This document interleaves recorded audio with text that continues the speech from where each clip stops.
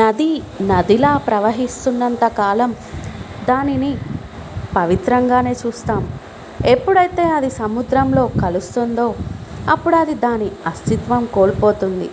అలాగే మీరు మీలాగా ఉన్నంతకాలం సంతోషంగా ఉంటారు. ఎప్పుడైతే ఇతరులతో పోల్చుకొని వారిలాగా ఉండాలి అనుకుంటారో అప్పుడే మిమ్మల్ని మీరు కోల్పోతారు. అదే జీవిత పరమార్థం అంటే. దాచిన రూపాయి నిన్ను ధనవంతుడిని చేస్తుంది. దానం చేసిన రూపాయి నిన్ను ధర్మాత్ముడిగా మారుస్తుంది. ధనం కాటి వరకే వస్తుంది. ధర్మం దైవం కాళ్ళ దగ్గరకు తీసుకెళ్తుంది.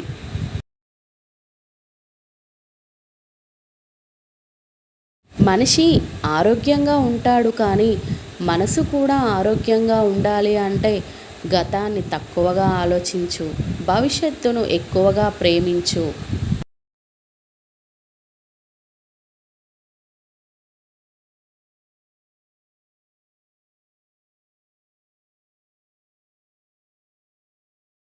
సంతోషం నేర్పలేని ఎన్నో విషయాలు కన్నీళ్లు నేర్పుతాయి. గెలుపు నేర్పలేని పాఠాలు ఎన్నో ఓటమి నేర్పుతుంది. స్నేహం నేర్పలేని ఎన్నో జాగ్రత్తలు మోసం నేర్పుతుంది. దూరంగా నాటిన మొక్కలు కూడా పెరిగే కొద్దీ దగ్గరవుతాయి. కానీ మనుషులు పెరిగిన కొద్దీ ఒకరికొకరు దూరం అవుతారు.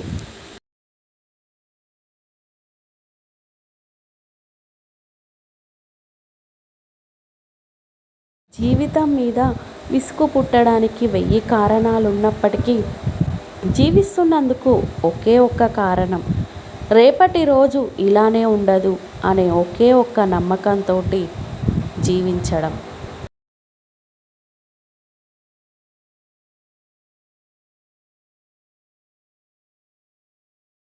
చావు బ్రతుకుల మధ్య కొట్టుకుంటున్న ఒక వ్యక్తి భార్య పిల్లల్ని పిలిచి చెప్పాడు ఇలా.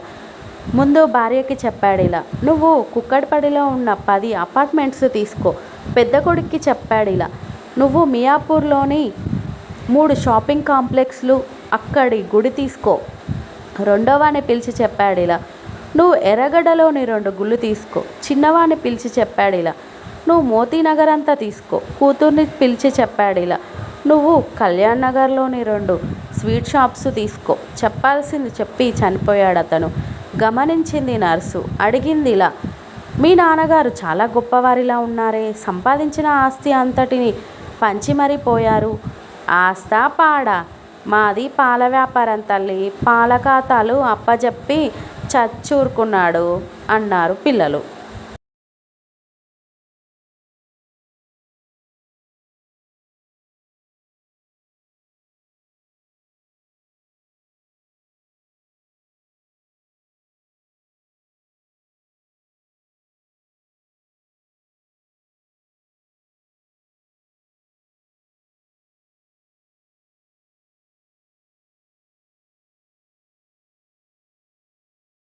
శక్తి ఉన్నా ఒద్దికగా ఉండడం రామతత్వం.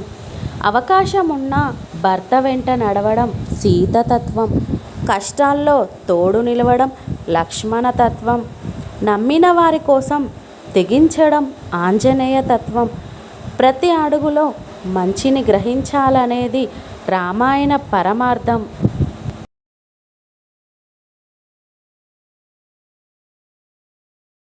మనిషికి బ్రతకడానికి పెద్దగా ఖర్చు ఉండదు. కానీ ఎప్పుడైతే ఎదుటివారిలా బ్రతకాలి అని అనుకుంటాడో అప్పుడే ఖర్చు అవుతుంది.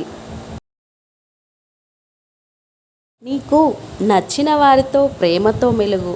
నిన్ను మెచ్చిన వారితో నిజాయితీగా ఉండు.